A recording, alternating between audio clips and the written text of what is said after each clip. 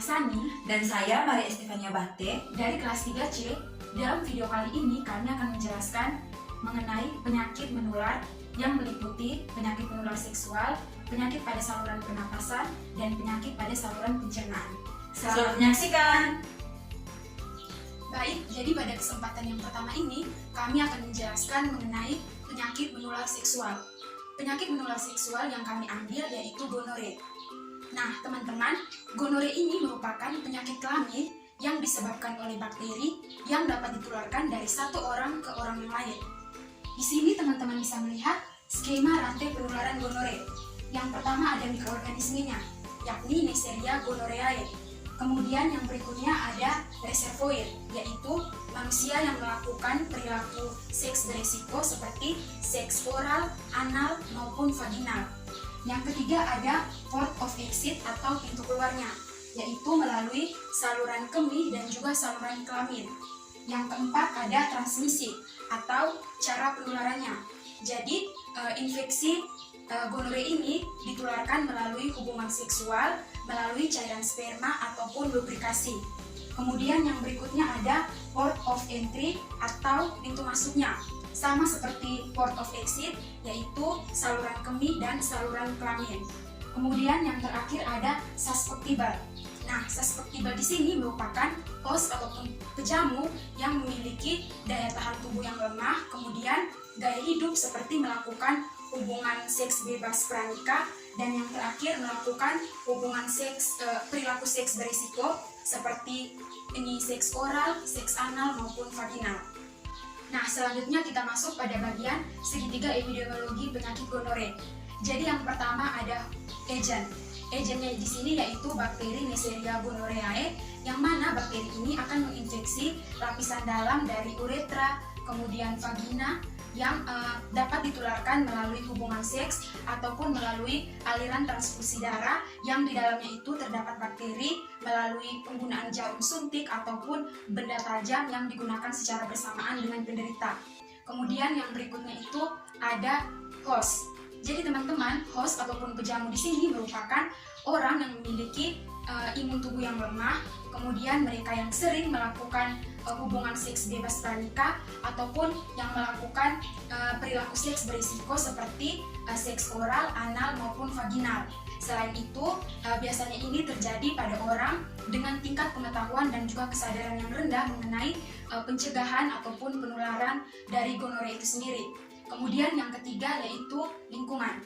Jadi penyakit gonore ini biasanya ditularkan pada lingkungan yang beriklim lembab. Berikutnya kita masuk pada variabel epidemiologi. Jadi variabel epidemiologinya di sini terdiri dari 3, yaitu yang pertama orang.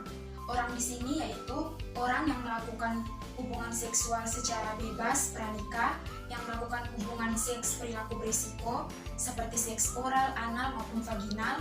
Kemudian orang yang sering berganti-ganti pasangan seksual ataupun yang tidak menggunakan kondom atau pengaman. Ini bisa terjadi pada semua, baik itu perempuan ataupun laki-laki, dan umumnya pada usia 15 sampai 24 tahun. Yang kedua ada tempat. Tempatnya ini yaitu pada lingkungan yang lembab. Kemudian variabel yang ketiga yaitu waktu. Jadi infeksi penularan gonore ini terjadi pada saat orang melakukan hubungan seksual ataupun melalui penggunaan jarum suntik yang sudah terinfeksi bakteri. Selanjutnya kita masuk pada epidemiologi trigger. Nah, di sini teman-teman bisa melihat bahwa titik berat kedudukannya itu host lebih berat sehingga dia berada di posisi sebelah bawah, kemudian agent itu berada di posisi yang bagian atas, dan ini diseimbangkan oleh lingkungan ataupun environment. Nah, jadi teman-teman, ketika perilaku host ini seperti yang telah saya jelaskan sebelumnya, melakukan hubungan seks secara bebas ataupun seks berisiko, maka itu akan meningkatkan perkembangbiakan ataupun jumlah dari agent. Kemudian ini ditunjang dengan lingkungan yang lembab, akhirnya meningkatkan infeksi bakteri Neisseria gonorrhoeae yang akhirnya akan menyerang manusia. Yang berikutnya faktor risiko.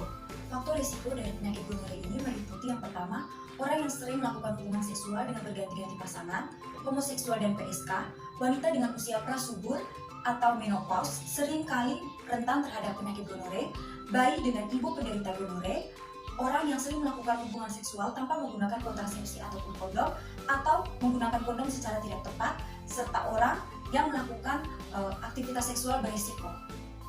Nah, informasi yang dapat kami bagikan untuk meminimalisir infeksi gonore ini meliputi yang pertama gejala.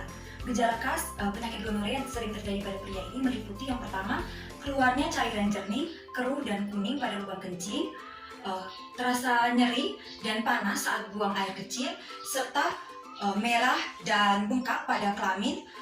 Kemudian gejala khas pada wanita ini meliputi yang pertama keputihan abnormal, keluarnya darah pada vagina, serta keluarnya cairan kuning ataupun hijau dari vagina, serta rasa nyeri dan panas saat buang air kecil. Yang berikutnya, untuk mencegah penyakit gonore ini dapat dilakukan dengan yang pertama menggunakan kondom saat berhubungan seksual, baik itu seks oral, vaginal maupun anal. Tidak melakukan hubungan seksual dengan banyak pasangan atau hanya setia pada satu pasangan saja, serta rutin melakukan pemeriksaan infeksi menular seksual, juga menghindari perilaku seks berisiko. Baik, jadi pada bagian yang kedua ini kami akan membahas mengenai penyakit infeksi saluran pernapasan. Nah, penyakit yang kami angkat di sini yaitu penyakit TBC atau tuberkulosis. Jadi teman-teman, TBC atau tuberkulosis ini merupakan penyakit infeksi pada paru-paru yang dapat ditularkan dari satu orang ke orang yang lain.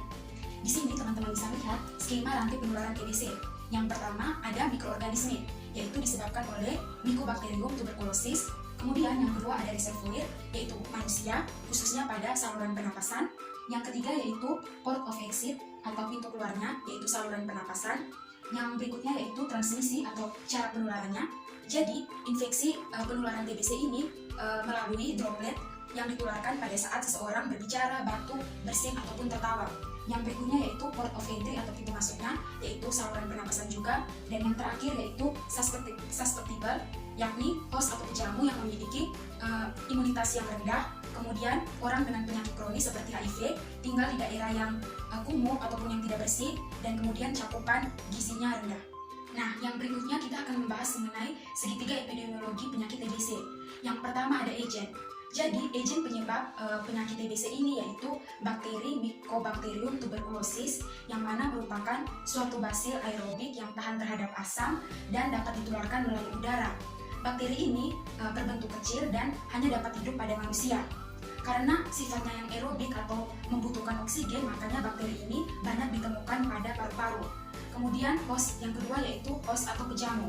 Host atau pejamu yang dimaksud di sini yaitu orang yang memiliki daya tahan atau imun yang rendah, kemudian mereka yang tidak melakukan vaksinisasi BCG, mereka yang memiliki penyakit kronis tertentu seperti HIV, orang yang tinggal pada daerah ataupun lingkungan yang kumuh, kemudian orang dengan sosial ekonomi yang rendah sehingga tidak dapat memenuhi kebutuhan gizi yang seimbang. Kemudian yang ketiga ada lingkungan. Jadi lingkungan yang menjadi tempat penularan TBC ini yaitu lingkungan yang kumuh ataupun yang kotor, rumah yang terlalu padat hunian, kemudian ventilasi yang kurang baik, pencahayaan yang tidak memadai, serta dinding ataupun lantai yang kedap air. Nah, yang berikutnya yaitu variabel epidemiologi, meliputi 3 hal. Yang pertama orang. Orang di sini yaitu mereka yang tidak melakukan imunisasi BCG, yang memiliki cakupan gizi yang rendah, kemudian yang memiliki penyakit kronis seperti HIV, dan juga yang tinggal di wilayah yang kumuh. Kemudian yang berikutnya ada waktu. Jadi infeksi penularan TBC ini terjadi pada saat penderita bersin, batuk ataupun tertawa sehingga bakteri akan berpindah kepada orang lain. Kemudian variabel yang ketiga yaitu lingkungan. Jadi lingkungan yang dimaksudkan di sini adalah lingkungan yang kotor ataupun yang tidak bersih, kemudian rumah yang terlalu padat huniannya, tidak memiliki ventilasi yang baik, pencahayaan yang kurang, serta dinding ataupun lantai yang tidak kedap air sehingga membuat lingkungan rumah menjadi lembab. Selanjutnya yaitu epidemiologi trigger penyakit TBC. Nah, di sini teman-teman bisa melihat pada gambar bahwa titik berat pada agen akibat bergesernya lingkungan. Jadi lingkungan ini menyebabkan jumlah agen bertambah karena lingkungan yang kotor, kemudian rumah yang padat hunian, pencahayaan yang kurang, itu akan mendukung pertumbuhan agen sehingga jumlah agen meningkat dan akan menginfeksi host. Nah, di sini teman-teman bisa lihat bahwa posisi agen ini berada di bawah dibandingkan dengan host karena jumlahnya itu lebih banyak. Nah, selanjutnya yaitu faktor risiko penyakit TBC. Jadi, faktor risiko penyakit TBC ini yaitu orang yang tidak melakukan imunisasi BCG, kemudian mereka yang tinggal di rumah ataupun lingkungan yang terlalu padat, mereka yang memiliki penyakit kronis seperti HIV/AIDS, dan yang terakhir mereka yang berstatus sosial ekonomi rendah, karena hal tersebut akan mempengaruhi cakupan gizi seimbang yang diterimanya. Informasi yang dapat kami bagikan kepada masyarakat untuk meminimalisir penularan TBC yaitu dengan mengenali gejala khas dan cara pencegahannya. Yang pertama, gejala khas dari TBC terdiri dari batuk yang berlangsung lama dengan rata-rata di atas 3 minggu, dahak tebal, keruh dan kadang berdarah, keringat pada malam hari, demam, kemudian sesak dan nyeri dada. Selanjutnya, cara untuk mencegah penularan TBC yaitu dengan yang pertama, kita dapat melakukan imunisasi BCG. Yang kedua, menggunakan masker ketika berada di kerumunan orang banyak ataupun berinteraksi dengan penderita TBC itu sendiri.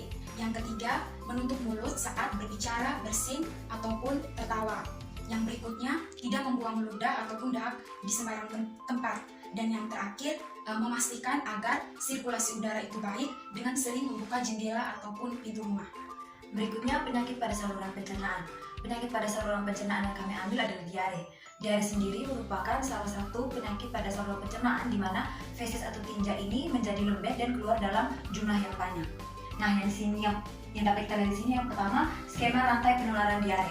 Skema rantai penularan diare ini dimulai dari mikroorganismenya itu rotavirus, dengan reservoirnya manusia itu terdapat di usus manusia, dan port of exit-nya itu pada feses atau tinja, dan transmisi atau penularannya ini melalui vektor dan vehikulum, yaitu makanan atau minuman yang sudah tercemar. Sedangkan port of entry-nya itu yaitu adalah saluran pencernaan, dan susceptible-nya itu adalah orang dengan daya tahan tubuh lemah, orang dengan alergi makanan tertentu, orang dengan gangguan pada pencernaan, serta orang dengan personal hygiene yang rendah. Jadi sekarang saya akan menjelaskan mengenai segitiga epidemiologi dari penyakit diare.